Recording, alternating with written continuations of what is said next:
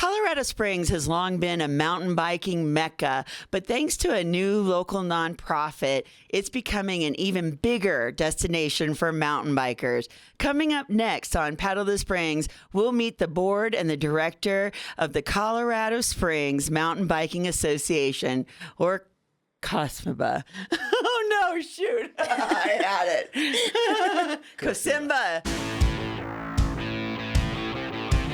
Welcome and roll on into the Paddle the Springs podcast, where we banter about all things biking in Colorado Springs and the Pikes Peak region.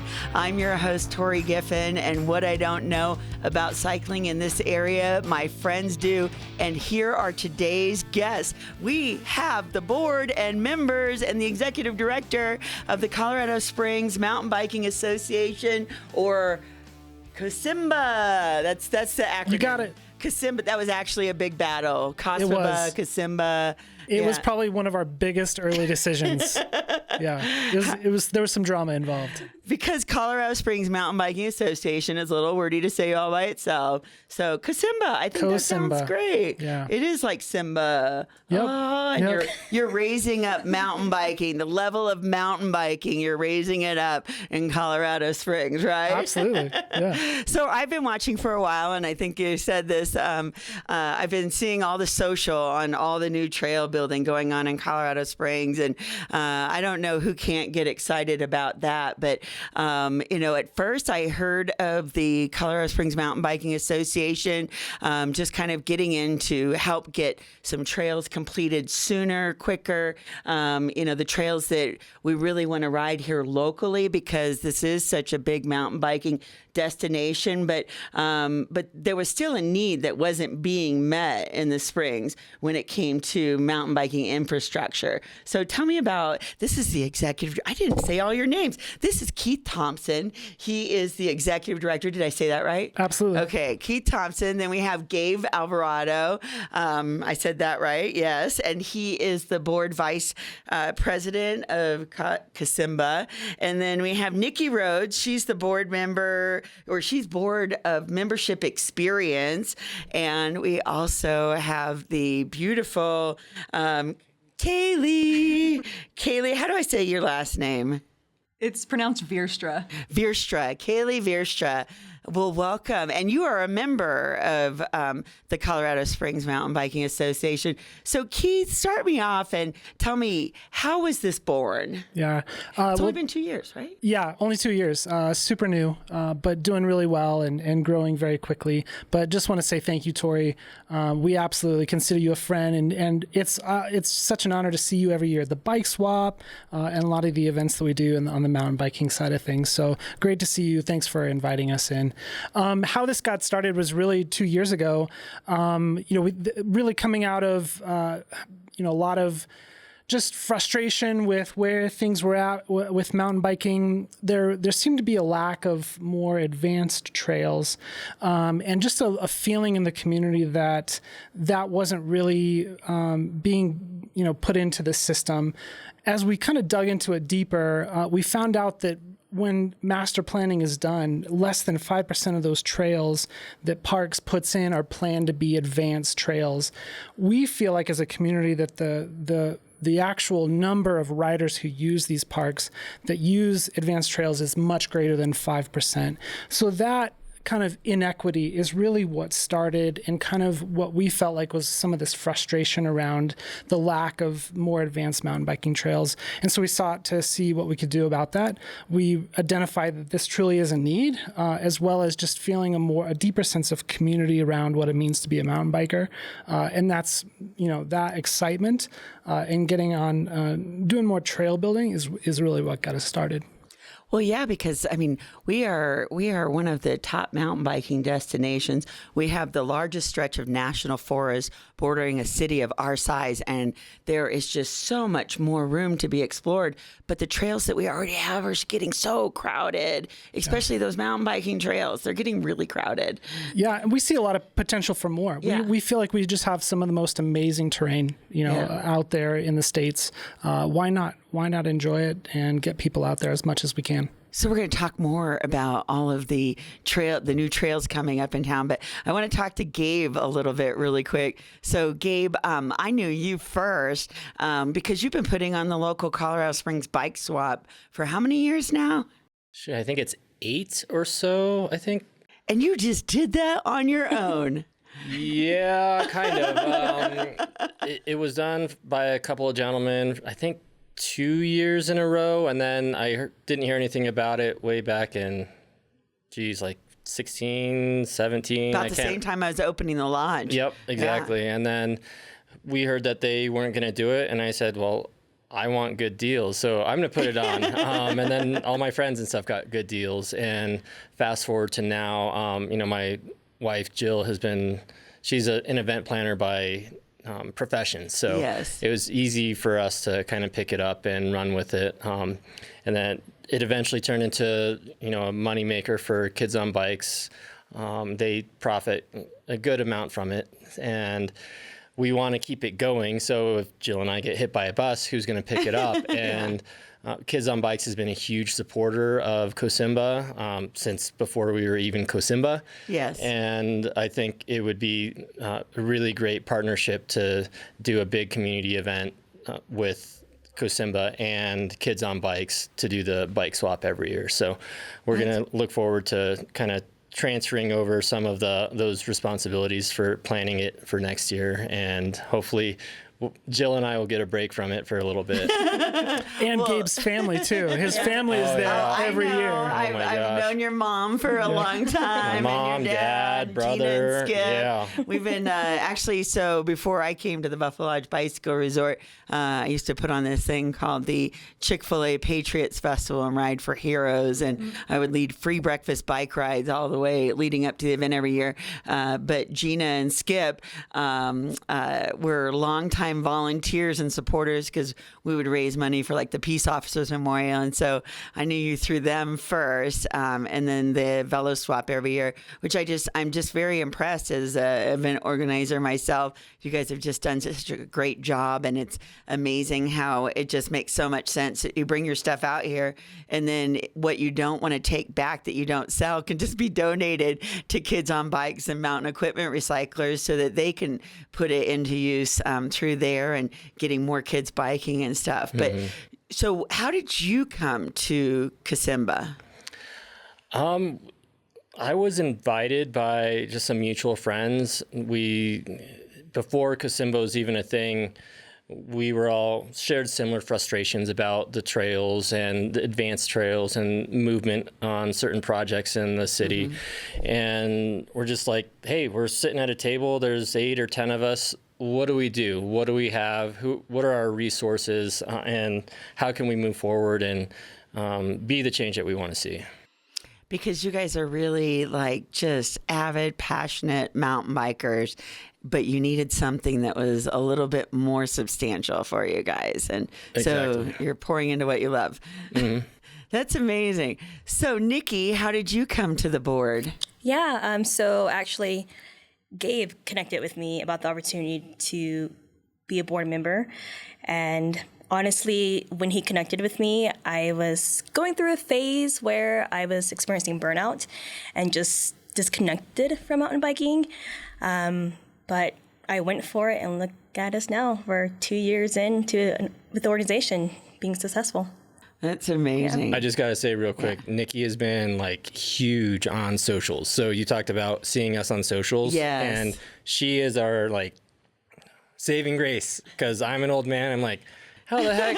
What are these stories, babe? How do I do the story stuff? And he makes a poster, he makes a flyer. Yep. And Along with Gabe. the partnership with Keith, he's been very helpful with that as well. That's great. So you're doing all the social and the member engagement. So what does that mean, member engagement? For me, it's building community. There are 3 other board members on the experience team. We have Jacqueline, we have Mike, and we have Mira, and then myself included. Just engaging with the community and gathering information, feedback, and just to see how we can improve and just getting everyone together and building community. That's great. And then how did you come to be a member of COSMBA? And I can do this, Kaylee. See, I just met you. I got it now. Yeah. I got my little mnemonic device. So I've been a member of COSMBA, I think, since almost the beginning. And kind of piggybacking what Nikki said with the community, so much of what happens, you have the people that you ride with, but then there's also Facebook and Instagram and all these different things, and you see what's going on, and that's where so many people are communicating, like, hey, I rode this trail, I rode that trail, or this thing's blown up, or this is happening. And you start to see people frustrated that they're having to drive other places to go ride and hit some of the features that they want to ride. And then seeing, first of all, like the first trail with black sheep, I was like, oh, that looks cool. I want to go ride that. And it's right here, 5 minutes from my house. This is perfect. And then with the latest feature with Morgan's, that obviously got a lot of people talking.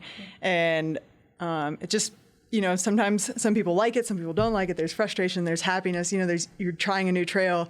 And there's a lot of energy around it, and you want to be part of it. And it's really cool to see part of that happening with COSMBA. So how would you say so how it's helped your life or change your mountain biking is that you get to bike closer to home now?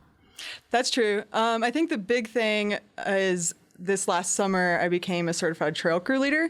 So that's learning from the city officials as well as RIMFE, TOPS, a lot of these different programs come together and they teach you how to manage small teams of people in volunteer days. So I spent a weekend learning how to dig trails and manage these people, and then I had to do 2 dig days that I led and had to do the safety talk and just manage the volunteers and dig some ditches and water drainages and things like that at Ute and then also at Morgan's. So it's really cool because Morgan's has always been a test piece for me. I know we'll talk about Morgan's more, but for me, when I first started riding, I moved here, had a hardtail cross-country bike, and I was like, I don't need a dropper post.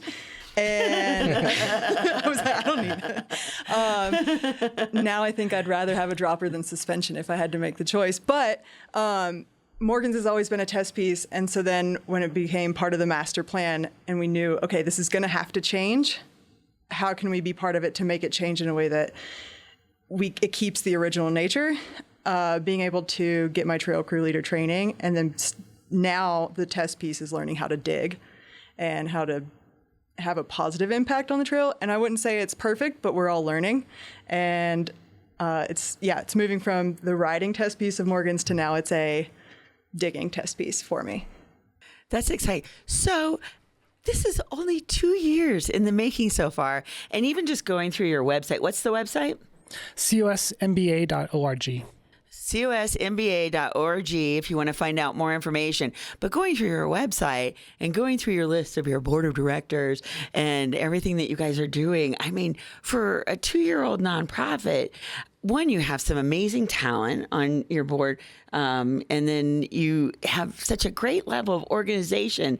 So, tell me about the people that you've attracted to the group. How many members, do you know, have any idea how many members you might have to date right now? Or Yeah, we're just shy of 200. And so in 2 years, to your point, to kind of answer your question, I think you've hit the nail on the head. We've really tapped into something that I think for most of us didn't know it was missing, but it was. Yeah. And so now that I look back at it when Gabe and I really started doing the dig days on Black Sheep, we were just blown away by how quickly men and women were coming out to volunteer, and we were turning people away just because that had never been done in the city before. So that trail, by the time we commissioned it last summer, it was we put in well over 1,500 hours onto it between design. The city allowed us to design it and then construct it. So the value of that to the city is massive, and to do it all from a community, purely grassroots effort, from basically zero to what it is now, was pretty substantial. And we just, there was just interest from people who wanted to be part of something like this, but had never had the chance. And it really shows what like you said, it shows what a demand that there's been for this type of trail and appeal to these type of cyclists in Colorado Springs. Torie, I was going to actually even add on. I remember a conversation early with Kaylee before COSMBA really had taken off, and Kaylee said to me, if it feels like if you're an advanced rider in Colorado Springs, you have to ride almost 3/4 of the trails you ride end up being illegal trails. And that just felt like the sentiment, like, man, why are we in this position where we have to ride trails that, one, are really not safe, no one knows where you're going to be, and two, sort of made to feel like we're doing the wrong thing, or somehow this is illegal. And so that was kind of the start of it too, of like, how do we offset that? Well, what's the balance there that we can find between, illegal trails and legal? And so when Kaylee talks about Morgan's, Captain Morgan's, at the time she's riding that was illegal, but we were all riding it, and like the incline. I was one of the early users of the incline. It was cool that we were breaking the law to get up there, but I don't know if it's cooler now that everybody's on the hill. Right. You do have to weigh that sometimes. Like, do I want to give up the secret trail all to myself? Or but the city, I think the big change was the city saw the need for the incline, right? Yes. And that's been the huge shift for us. We were able to convince the city there is a need for this. You don't have to treat this as a vandalism situation. There's a need for this. There's a desire for this. And as long as you allow this energy to flow in the right way, it can be positive. It can help move the city forward in a really positive way. So somebody talk to me about what Colorado Springs offers as far as being a mountain biking destination. Oh, man. Or you can even talk about some of your favorite trails, or what drew you to Colorado Springs, or why do you love mountain biking Colorado Springs so much? I mean, as a native, I've seen it go from, just kind of backyard trails. And I remember when Red Rocks Open Space was, it was a landfill, I believe, right? The dump. And just riding through some of that stuff, I'm like, man, this could be fun one day, and then rains come and they're awful the next. And seeing it explode into what it is now, I mean, I don't know how many miles of trails they have out there and how popular it is, but it's a great connection piece for the city. So that's just one area that I saw kind of explode. But on the legalization and illegal side of things, I've been doing trail maintenance, and it's technically illegal just because I never knew how to, go fill in ruts or move rocks back into place. And then I was like, oh, wow, we can't actually be doing this type of work without city involvement. Mm-hmm. And, up until 2-3 years ago, I'd have to rally 2 or 3 buddies and be like, hey, we're not creating anything crazy, but let's just go maintain trails. And little did I know it was illegal. And sometimes it was hard to get, 2 or 3 buddies to go out there. And as Keith said, you talk about engaging the community and getting diggers out to Black Sheep, and Kaylee mentioning, the leading crews. The Renfee crew training has seen more mountain bikers in the past 2 years than they have in a very long time. And so we've kind of shifted, or at least I've been able to shift from just rallying 2 or 3 of my buddies to rallying 20, 30 people at a dig day. And so my impact on trails is exponential because of COSMBA and because I'm able to lead crews in a more efficient way instead of just texting my buddies. So I think that's been one of the biggest things that has impacted my life and impacted the trails around me. That's interesting because I actually found the Buffalo Lodge Bicycle Resort while I was delivering chicken to Renfee for a trail building training and trail crew training and everything. So they do an amazing job. So Renfee stands for Rocky Mountain Field Institute, and that's where you guys get the actual trail building training through? Yes. Okay. And it's crew leader training. So it's a more of a focus on sustainability and how to manage larger crews of people and make sure that whatever you're doing on the trail is going to be sustainable. And that's been a huge issue on Black Sheep. As much as we tried to make it sustainable, there are just challenges in our diverse terrain to keep that trail from sliding off that hillside. So because the rain comes down and it just washes it out. It's that silty sandstone. But that's, to Torie's question too, that's part of the fun of riding in the Springs, I think too. Like there's just all sorts of different terrain. You can ride Palmer, and Austin Bluffs. We ride that for sandstone and for more technical rocky types of trails. You can go to the canyon for that decomposed granite, which is a completely different riding experience. I think we like it for the diversity. And then Utte's a completely different ride than the canyon or anywhere else. So how did you come to mountain biking in the Springs, Keith?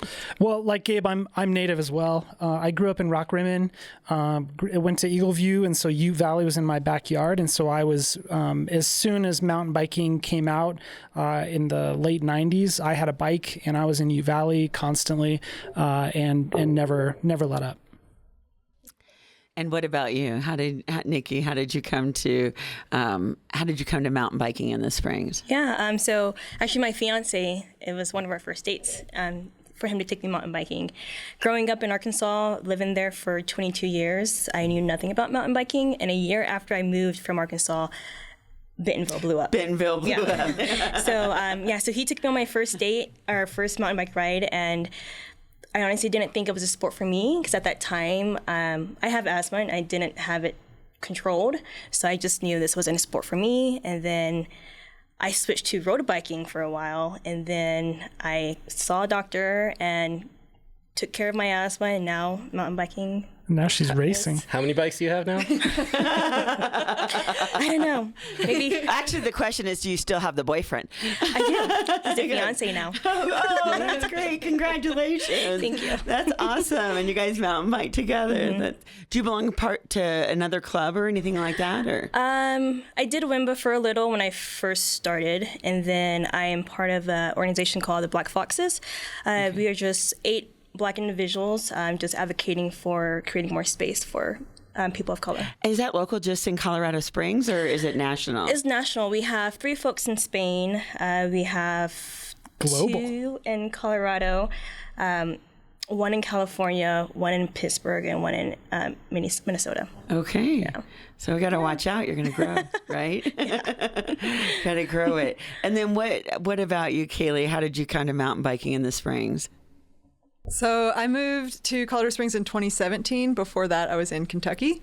I actually had mutual friends with Daniel Matheny back there. That's so town. Funny, small world. Yeah. He's but my buddy. I was doing cross-country races back in Kentucky. It was originally, I started riding in college. It was the only sport a boyfriend at the time didn't do. So I was like, that's what I'm going to pick up.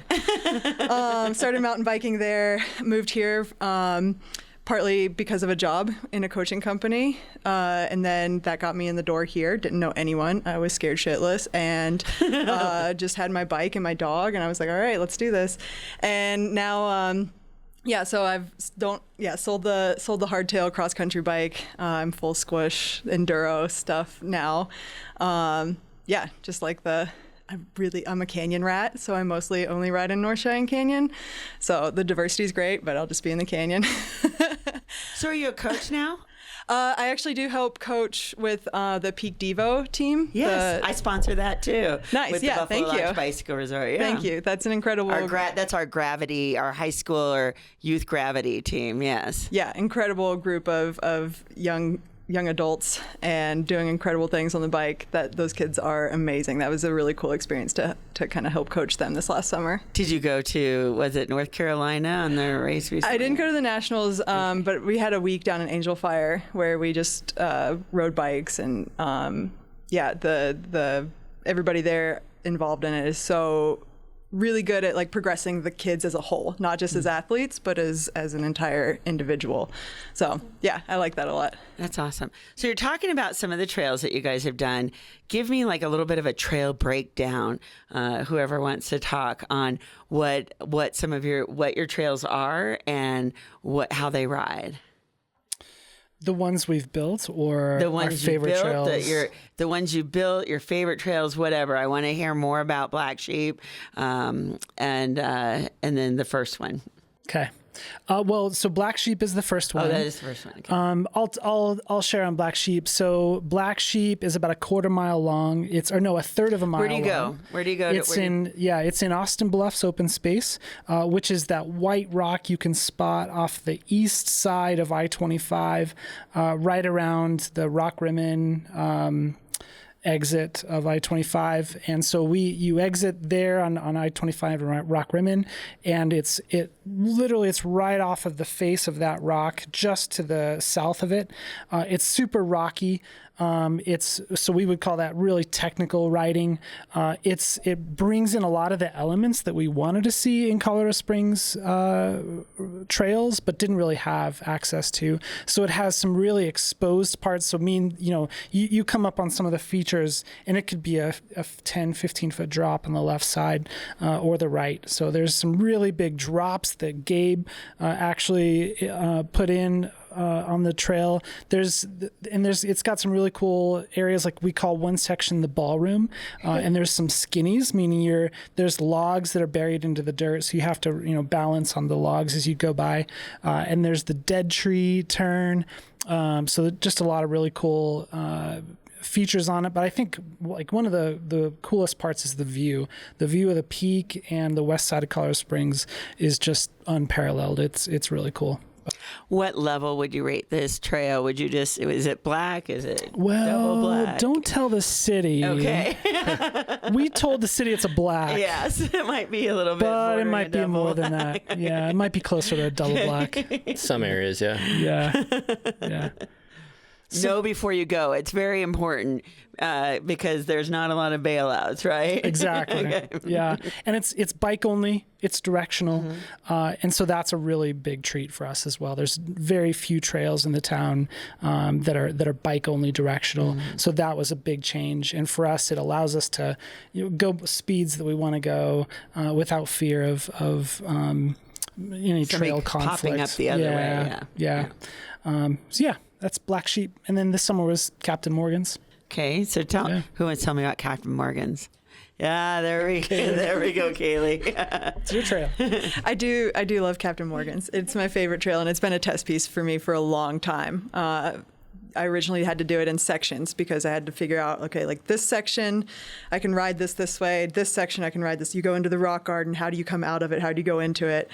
How do you hold on through the steep straight chute and not wash out? You have to break it down into sections at first. And this last summer there was a lot of because it was part of the master plan that was decided several years ago. I remember maybe in like 2017, 18 when I was first here. I remember going to those meetings, and it was decided like that's going to be part of the master plan. Incorporate this trail that's for a long time, I think decades, had been an illegal trail in the canyon. So there's some frustration where people are like, well, it's been there for a long time. Why do we have to change it? But the thing is, like, it's now part of the master plan. It's going to change. Now the question is it going to change and we have a hand in how it changes, or are we just going to, let, and that was the cool thing with COSMBA is we have an enormous wealth of information and knowledge from people who have been building trails here for a long time in the Springs, and to be able to bring that knowledge in and then use it on how to build a really steep trail in a sustainable way. We have the knowledge. Like, we have the people who know, we have the people who are engineers who can measure, like, okay, if this size rock is moving after a rainfall, that means we need to do this type of drain, that kind of thing. So it was really cool to be able to keep it local, the digging, the local people. So for people who don't know where to go, you're accessing this area through North Cheyenne Canyon. You can either ride up the canyon through Gold Camp, or you could go up and park at the North Cheyenne Canyon trailhead. And then where do you go? So it's a chute off of Captain Jack's, which is one of our most infamous trails. And then it's like right before the turnoff. There's now signage for it, which is that's incredible awesome. because the canyons never had signage really. But now there's a signage for it, and it's off of Captain Jack's just before the part where it's like true downhill jacks, and it drops you off just above the new chutes and ladders trail. We just wave at everybody when we're driving up or when we're riding up. We just go camp to the dirt with our Saturday road ride and just wave at everybody coming out, and they look very happy. They look very happy. It's been pretty. Just to kind of segue, Black Sheep in kind of year 1, and then Morgan's in year 2. In year 3, we've got I would say one of our biggest projects, and that's Blodgett. Blodgett open space went through a master plan process the past 18 months or so. It's been a little bit. I think it's finally been approved, but we've had just killer turnout from the mountain biking scene with the public input meetings at Flying W Ranch, and we've had a board member who's been dedicated to that, Joe Molinfont. He's been going to just about every single meeting, and then getting some of those local guys who are just really involved in some of the maintenance in that area. And yeah, just looking forward to next year and getting shovels in the dirt I think it's the scope of the project is going to be bigger than anything we've ever done. So, and are you going to access this at the same place as the trailhead for Blodgett, or where do you access this there from? are new trailheads, pretty much the entire kind of the south boundary being the quarry, and that's a whole other thing that we're really looking forward to. We can have a totally separate podcast on the quarry, but then that's the south boundary, and then the north boundary being kind of the Peregrine homes. Yeah. And so, yeah, I think they're planning on some additional parking in that area. I'd have to go back and look at the master plan, see exactly what they're doing. But yeah, a lot more access for all trail users, including mountain bikers. I do want to say, COSMBA has been committed to building like intermediate to advanced trails, and most of our trails has been, black diamond or double black. And I want to let people know that these trails are not just dedicated to advanced riders. It gives opportunity for everyone to grow their skill level, and I think that's something that Colorado Springs has lacked for a while. Yeah. So it sounds exciting. Okay, touch just for a second on the scar. So what's going on there? Yeah, I can speak to that. And are you guys involved in that? Absolutely, yeah. And that's a lot of the way that we're sort of growing internally is how do we get ready for that? So that's like something that's what we're really striving for. We intend to be a massive part of that. And the moment the city lets us, we will have shovels in the dirt there. They are telling us it could be as soon as 2026. But as you know, there's a lot of things in between that they've got to get through, a lot of hurdles. We also saw a lot of pushback from the neighborhoods up in that area. And so we know that that's going to be an issue, and that's something that mountain bikers are going to have to look at, and how do we that compromise. bighorn sheep population up there. Yeah. I tell you. Yeah, but it's something that we're going to have to think about and plan for, but absolutely we'll be there, and we're super excited. We had a chance to go on a tour of it, and it's really big. I think that was what really surprised all of us was when you look at it from I-25, it doesn't look that big, but you go up there and it's a bowl. It just wraps around the entire area. And so the potential there is just amazing. So the dream for that is what? A mountain bike park. So that would include potential shuttles up to the top. So, maybe you pay for a shuttle, you park at the bottom, and maybe there's a restaurant, a bike shop, and then there's a shuttle that would take you up to the top, and you can buy a lift ticket and you just take that shuttle up all day long. And there's, trails all the way from green to double black and every skill level in between. That sounds amazing. All right. We only have a couple minutes left, 1 minute left. All right. What do we want to squeeze in? We're going to find your website again. Yeah. www.cosmba.org. Okay. What do we have to not miss?